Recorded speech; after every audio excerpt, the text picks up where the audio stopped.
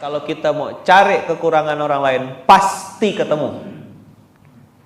Kalau kita mau cari kekurangan orang lain, pasti ketemu. Kalau mau cari kesalahan orang lain, pasti ketemu. Tapi aneh bin ajaib, lebih mudah memang menemukan kesalahan orang lain ketimbang kesalahan diri sendiri. Fakta atau mitos?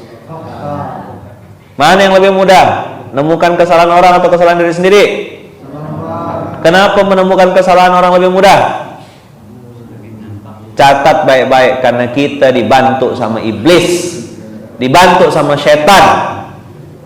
Kenapa menemukan kesalahan orang lebih mudah? Karena kita dibantu iblis, dibantu oleh setan. Nanti saya tunjukkan ayat Qur'annya. Saya kalau sudah tidak suka sama Bang Jerry, akan ada selalu alasan saya untuk cari kesalahannya dia. Kenapa ketemu terus?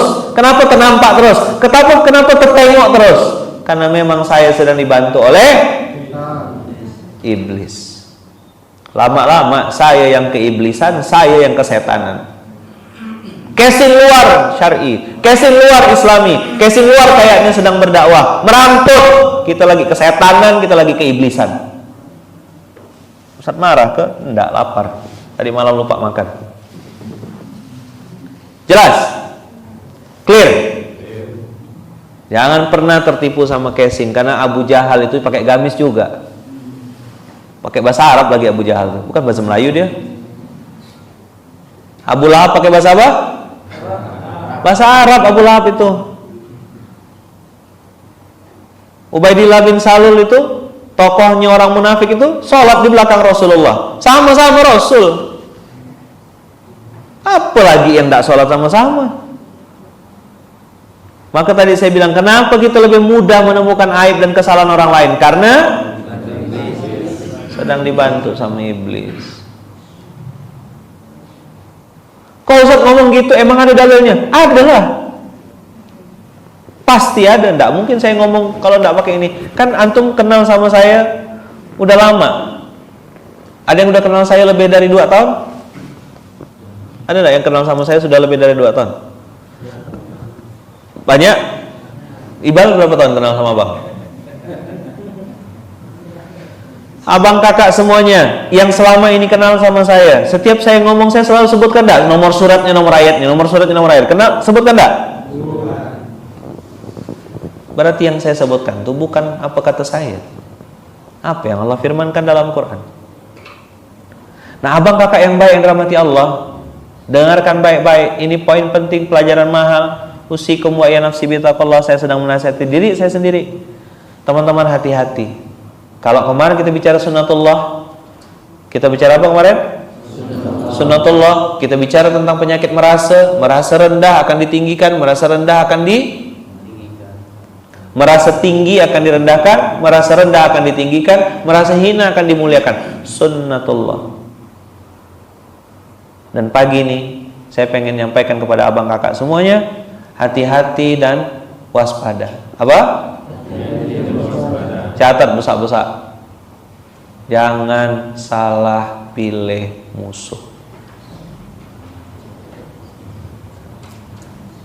Apa materi pagi ini? Ini kerja iblis. Ini kerja syaitan. Dan saya pengen kasih tahu sama antum, iblis yang menghasut Adam masih hidup sampai sekarang. Azazil yang berubah jadi iblis itu masih hidup.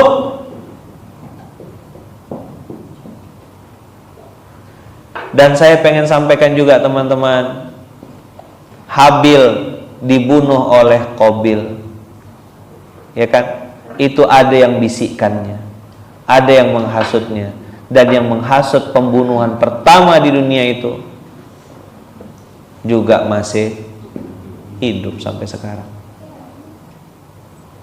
Kenapa Ustaz ngomong tentang jangan salah pilih musuh? Lihat Quran surat Al-Anfal surat ke-8 ayat 48. 848. Gampang ingatnya.